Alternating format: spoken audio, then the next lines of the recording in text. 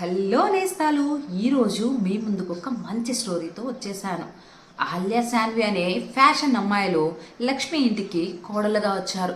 ఎప్పుడు చూసినా మేకప్ వేసుకుంటూ ఫ్యాషన్ షోల గురించి మాట్లాడుకుంటూ ఉంటారు. పాపం అత్తగారు లక్ష్మి కోడల్ని ఏ మాత్రం మందలించకుండా ఎప్పుడు చూడు ఇంటి పని వంట పని చేసుకుంటూ అలసిపోతూ ఉంటుంది.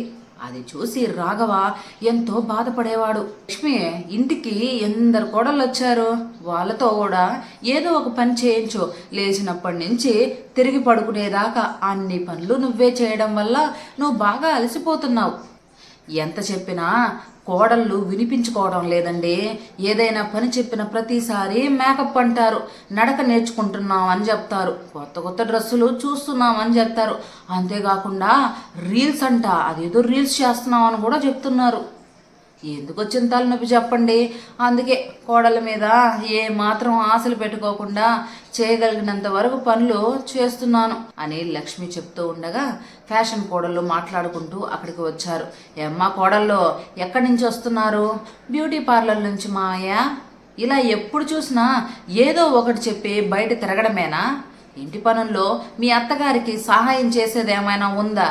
మావయ్య, నేను పెట్టిన కండిషన్కి ఒప్పుకునే కిరణ్ నన్ను పెళ్లి చేసుకున్నాడు. ఇంటి పని వంట పని చేయడం అంటే నా వల్ల కాదు. అసలే నేను చాలా అందంగా ఉంటాను, నాకు అభిమానులు కూడా ఎక్కువ. ఇంటి పనులు వంట పనులు చేస్తున్నానని తెలిస్తే వాళ్ళు ఫీల్ అవుతారు. అందుకని నేను ఇంట్లో ఏ పని చేయను. రాఘవ లక్ష్మిని కోపంగా చూశాడు. లక్ష్మి మౌనంగా ఉంది. నేను కూడా అంతే మావయ్య, ఫ్యాషన్ ఆఫ్ ద 2026 నిలవాలని ఎంతో కష్టపడుతున్నాను. ఈ విషయాన్ని ఆయనకి చెప్తే ఏమీ మాట్లాడలేదు, ఒప్పుకున్నారు. ఇప్పుడు మీరు ఎంత అడిగినా మేము ఏ పని చేయం, పదక్క మనకి చాలా పనులున్నాయి అని చెప్పి ఒక గదిలోకి వెళ్ళిపోతారు. రాఘవకి కోపం వచ్చింది. అయినా ఇదంతా నువ్వు ఇచ్చిన అలుసే లక్ష్మి. కోడళ్ళుగా ఇంటికి వచ్చిన కొత్తలోనే ఇంటి పనులు వంట పనులు చేయాలని నువ్వు ఖచ్చితంగా వాళ్ళిద్దరికీ చెప్పుండాల్సింది. అప్పుడు మన కొడుకులను తీసుకొని వేరు కాపురాలు పెట్టుకునేవాళ్ళు, ఏమాత్రం అడ్డు లేకుండా వాళ్ళకు నచ్చినట్టుగా చేసుకునేవాళ్ళు. ఇప్పుడు మాత్రం ఏంటి లక్ష్మి, కోడళ్ళుగా నడుచుకుంటున్నారా ఏంటి? లేదుగా, ఫ్యాషన్ కోడళ్ళుగానే చేస్తున్నారు. ఏదైనా ప్రేమతోనే చెప్పాలిలేండి, అప్పుడే అంటారు, అర్థం చేసుకుంటారు. ఎట్టా కోపంగా ఉంటే రాఘవ లక్ష్మి చెప్పేది వినలేకపోతాడు. మౌనంగా అక్కడి నుంచి లక్ష్మి మాట్లాడుతూ ఉండగానే వెళ్ళిపోతాడు.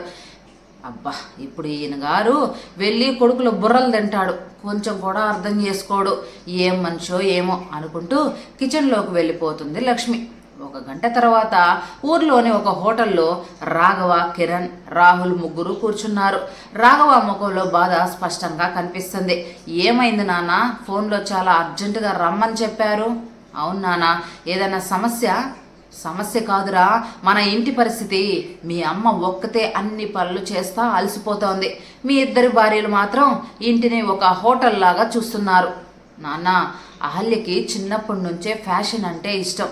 పెళ్ళికి ముందే చెప్పింది. నేను కూడా ఆమె ఇష్టాన్ని గౌరవించాను. తన భర్తగా అది చేయడం తప్పు కాదు కదా నాన్న. శాన్వి కూడా అంతే నాన్న. తన కళ నెరవేరాలని నేను ఎప్పుడూ అడ్డుకోలేదు.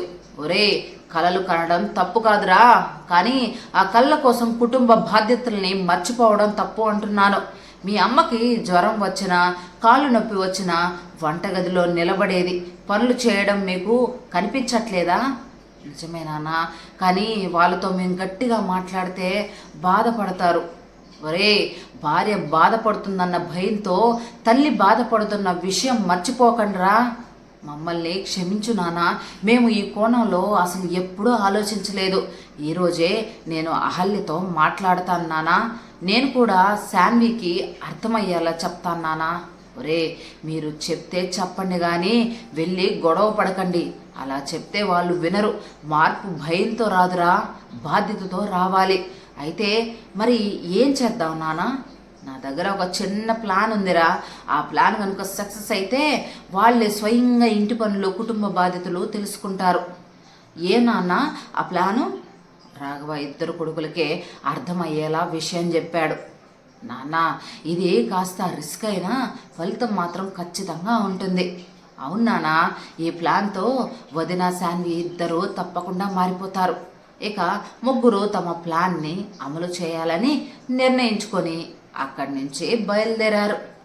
ఒక గంట తర్వాత కిరణ్ రాహుల్ ఇంటికి వచ్చారు. ఇద్దరు చాలా సీరియస్గా కనిపించారు. ఏంట్రా ఇద్దరు ఇట్టా ఉన్నారేంటి? ఆఫీసులో ఏమన్నా సమస్య? కాదమ్మా, ఒక ముఖ్యమైన విషయం మాట్లాడాలి. మీ నాన్న మీ దగ్గరికి ఏమైనా వచ్చాడా? లేదమ్మా. అయినా నాన్న మా దగ్గరికి ఎందుకు వస్తాడో? ఇంట్లో ఏమైనా జరిగిందా ఏంటి? అప్పటికే అహల్య శాన్వి కూడా మేకప్ చేసుకుని వచ్చారు. ఏమైంది? అందరూ సీరియస్గా ఎందుకున్నారు? అహల్య, నీకొక శుభవార్త. శుభవార్త ఏంటండి? సిటీలో జరిగే fashion star of the year పోటీలకి నిన్ను సెలెక్ట్ చేశారు. నిజమా? వావ్, ఇదే నా కళ అని అహల్య ఎంతగానో మురిసిపోయింది. మరి నా సంగతి? నువ్వు సెలెక్ట్ అయ్యావు శాన్వి. యాహూ! నేను చెప్పాను కదా ఒకరోజు నేను పెద్ద మోడల్ అవుతానని. ఇద్దరు ఆనందంతో పొంగిపోయారు. కానీ ఒక చిన్న కండిషన్ ఉంది. ఏంటి? ఈ పోటీలో అందంతో పాటు కుటుంబ బాధ్యతలను ఎలా నిర్వహిస్తున్నారో కూడా పరీక్షిస్తారు. అంటే మీరు ఇంటిని ఎలా చూసుకుంటారు, పెద్దల్ని ఎలా గౌరవిస్తారు, వంట చేయగలరా లేదా, కుటుంబ సభ్యులతో ఎలా ఉంటారు అన్నిటి గురించి అడుగుతారు. మీరు తడబడకుండా స్పష్టంగా చెప్పాలి. ఏంటి, నిజంగానా? అవును అహల్య, ఈసారి థీమ్ ఏంటంటే బ్యూటీ విత్ రెస్పాన్సిబిలిటీ. మీరు అక్కడ స్పష్టంగా మాట్లాడాలనుకున్నా, వాళ్ళు అడిగే వంటల గురించన్నా ప్రశ్నలకి సమాధానాలు క్లియర్గా చెప్పాలనుకుంటున్నా ముందు మీరు వాటిని నేర్చుకోవాలి, వాటన్నిటి గురించి తెలుసుకోవాలి. ఆ మాట వినగానే ఇద్దరి ముఖాల్లో నవ్వు ఒక్కసారిగా మాయమైంది. నాకు వంట రాదు, నాకు కూడా ఇంటి పని అస్సలు రాదు. అందుకే రేపటి నుంచి నేర్చుకోండి, లేకపోతే ఈ పోటీలో మొదటి రౌండ్లోనే మీరు డిస్క్వాలిఫై అవుతారు. అహల్య శాన్వి ఇద్దరు ఒకరినొకరు చూసుకున్నారు. ప్రేమగా, అత్తయ్య, ఏంటి పెద్ద కోడలా, నాకు వంట చేయడం నేర్పిస్తారా? ఇంటి పనులు కూడా నేర్పించండి అత్తయ్య, మేము గెలవాలి అంతే. ఆ మాట విన్న లక్ష్మి కళ్ళల్లో ఆనందం కనిపించింది. ఎందుకు నేర్పించనమ్మా? ఇల్లు అనేది అందరూ కలిసి నడిపేది. కోడల్లో రండి, రేపటి నుండి కాదు ఇప్పుడే మొదలు పెట్టేద్దాం. లక్ష్మి ప్రేమగా ఇద్దరి చేతులు పట్టుకొని వంటగదిలోకి తీసుకుని వెళ్ళింది. ఇంటి బయట నిలబడి ఇదంతా రాఘవ చూస్తున్నాడు. ఆహా, మొదటి అడుగు విజయవంతమైంది అనుకుని ఇంట్లోకి వచ్చాడు. కానీ నాన్న, మనం చెప్పింది అబద్ధం అని తెలిస్తే మళ్ళీ పాతలాగా మారిపోతారా? మారలేరా?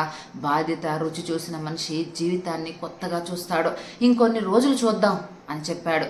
అక్కడి నుంచి ఎవరి గదిలోకి వాళ్ళు వెళ్ళిపోయారు. అలా ఆ రోజు గడిచిపోయింది. మరుసటి రోజు ఉదయం సూర్యుడు కూడా సరిగ్గా ఉదయించక ముందే అహల్య శాన్వి ఇద్దరూ నిద్రలేచారు. మేకప్ టేబుల్ ముందు కాకుండా మొదటిసారి వంటగది ముందు నిలబడ్డారు వాళ్ళిద్దరూ. అత్తయ్య, ఈరోజు ఏం చేయాలి? ముందు టీ పెట్టడం నేర్చుకోండి. అంతేనా? 5 నిమిషాల పని అని ఎంతో ధైర్యంగా టీ పెట్టడం మొదలుపెట్టింది శాన్వి. కానీ పంచదార వేయవలసిన చోట ఉప్పు వేసింది. ఆ టీ తాగిన లక్ష్మి, అయ్యా ఇది టీయా, సముద్రపు నీళ్ళ అని లక్ష్మి అనగానే అహల్య నవ్వింది. శాన్వి మాత్రం సిగ్గుతో తలదించుకుంది. తప్పులు చేస్తేనే బాగా నేర్చుకుంటాంలే చిన్న కోడలా, బాధపడబాక. ఆ తర్వాత అహల్యకి చపాతీలు చేయడం చెప్తుంది. ఇది కూడా చాలా ఈజీ అత్తయ్య అని అహల్య మొదలుపెట్టింది. కానీ ఒక్క చపాతీ కూడా సరిగ్గా రాలేదు. ఏంటి కోడల ఇదే, ఒక్కొక్క చపాతీ ఒక్కొక్క ఆకారంలో ఉందే, చూస్తుంటే వాంతులు వచ్చేలా ఉంది. ఆ మాటకి శాన్వి నవ్వింది. అహల్య కోపంగా చూసింది. నవ్వాక, మొదటి రోజు అందరికీ ఇట్టాగే ఉంటుంది కానీ అలా రోజులు గడుస్తున్నాయి. అహల్య శాన్వి ఇద్దరు నిజంగానే కష్టపడుతున్నారు. ఇంటి పనులు, వంట పనులు, బట్టలు మడత పెట్టడం, ఇల్లంతా శుభ్రం చేయడం అన్నీ ఒక్కొక్కటిగానే నేర్చుకుంటున్నారు. ఒకరోజు, అత్తయ్య, ఈరోజు మీరు వంటగదిలోకి రాకూడదు. ఎందుకు కోడల్లారా? ఈరోజు వంట మొత్తం మేమే చేస్తాం. లక్ష్మి నవ్వుతూ వెళ్ళింది. ఒక గంట తర్వాత వంటలన్నీ సిద్ధమయ్యాయి. రాఘవ, కిరణ్, రాహుల్ టేబుల్ దగ్గరికి కూర్చున్నారు.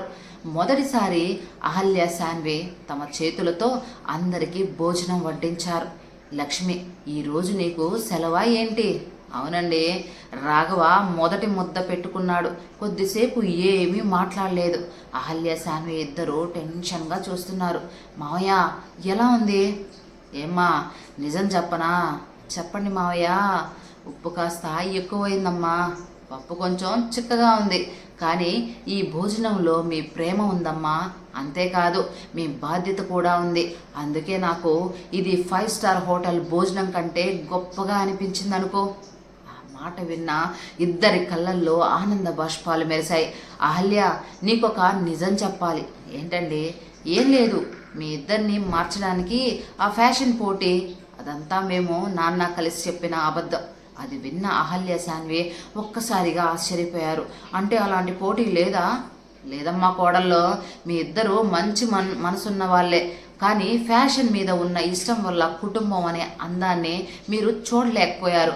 అందుకే ఈ చిన్న నాటకం ఆడాల్సి వచ్చిందమ్మా. అహల్య శాన్వి ఇద్దరు గదిలో కూర్చున్న లక్ష్మి దగ్గరకు వెళ్ళారు. అత్తయ్య, మమ్మల్ని క్షమించండి అత్తయ్య. అందంగా కనిపించడమే గొప్ప అనుకున్నాం, కానీ ఒక ఇంటిని అందంగా ఉంచే కోడలే నిజమైన అందమైన కోడలని ఎప్పుడు అర్థమైంది. చూడండి కోడళ్ళు, మేకప్ ముఖానికి అందాన్ని ఇస్తుంది, కానీ ప్రేమ బాధ్యత మనసుకి అందాన్ని ఇస్తాయి. ఆ అందమే జీవితాంతం నిలిచిపోతుందమ్మా అని చెప్పింది. ఆ రోజు నుంచి అహల్య శాన్వి ఫ్యాషన్ని పూర్తిగా వదిలేయలేదు, కానీ కుటుంబ బాధ్యతల్ని మొదటి స్థానానికి తెచ్చారు. వాళ్ళు వేసుకునే అందమైన డ్రెస్సుల కంటే వాళ్ళ మంచి మనసు ఆ ఇంటికి నిజమైన అలంకారంగా మారింది. ఇటు అన్ని పనులు చేసుకుంటూనే అటు ఫ్యాషన్ రంగంలో కూడా రాణించడం మొదలుపెట్టారు. ఇది ఫ్రెండ్స్ ఇవాళది కదా. స్టోరీ మీకు నచ్చింది కదా? అయితే లైక్ చేయండి, కామెంట్ చేయండి, సబ్స్క్రైబ్ చేయడం మాత్రం మర్చిపోవద్దు.